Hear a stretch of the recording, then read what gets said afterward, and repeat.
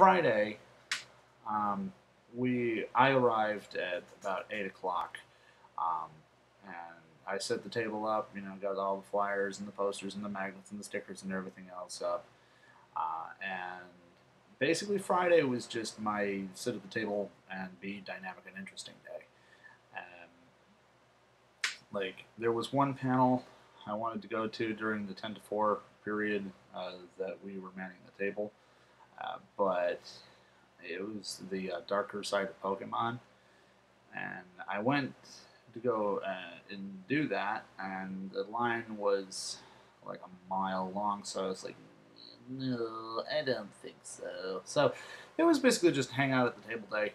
Um, I still had a great time. I met lots of people.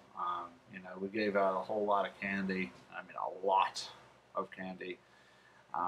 But there really wasn't very much to actually mention about most of Friday. I did get down to the dealer's hall on Friday, bought 3 cases of Pocky, 2 cases of Ramone. We went through pretty much all of it throughout the course of the weekend. So, I mean, that's how you know it was a good time, right? But I did go to the FMV contest in the evening. Um, the one more thing I gotta mention, in terms of things I didn't really like. I don't know why. I guess it was like an oversight or a typing error or something. But they didn't include the schedule for screenings in the actual program book this year. And as a direct result, there were actually things I wanted to see. I didn't know when they were on.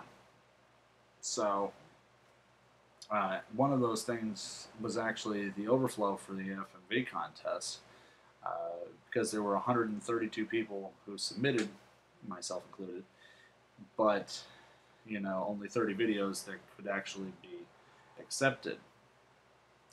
They were doing an overflow screening, or at least they said they were, but nobody seemed to know when that was going on. So anyway, if you do have footage of the overflow screening, send me a link.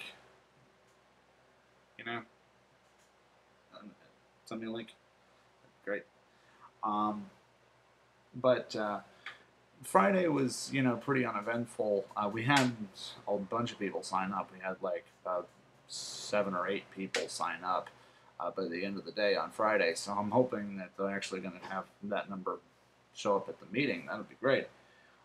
One of the things I enjoyed about Friday, actually, was I went to my first ever 18+ panel.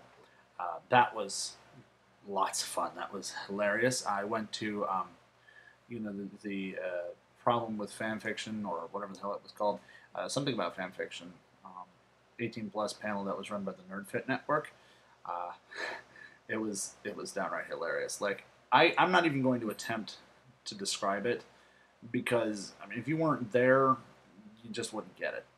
But suffice it to say, it was a bunch of drunken nerds just bashing this, everything to do with fan art and fan fiction and fan-based material, and it was great. I mean, it was so funny because nothing was sacred to them.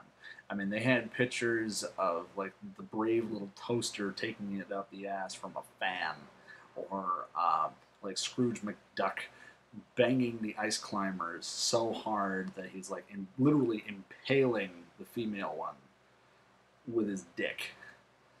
Things like that. It was just hilarious. It was a great time, and they did a great job with that panel. I'm definitely going to be doing more 18+ panels, in the future. We did have a little bit of drama on Friday. I'm not going to mention any names going into details, but suffice it to say, one of the members of our party disappeared. We couldn't find him for several hours, and it turns out he was up in someone's hotel room hanging out with them, doing whatever. Simple con etiquette, people. If you're with a group, and particularly if that group is giving you a ride home, call them. let them know where the hell you're going to be. Don't just drop off the radar and maintain radio silence. I mean, that's a dick move, people. It really is. Um, it, and so I mean, we looked around. We found him. We found him eventually. Um, but if he just left a message, and it wouldn't have been so much of an issue. So, if this is your first con, if you ever go to cons or any event really where you're with a group of people, do yourself a favor. Just pick up the phone.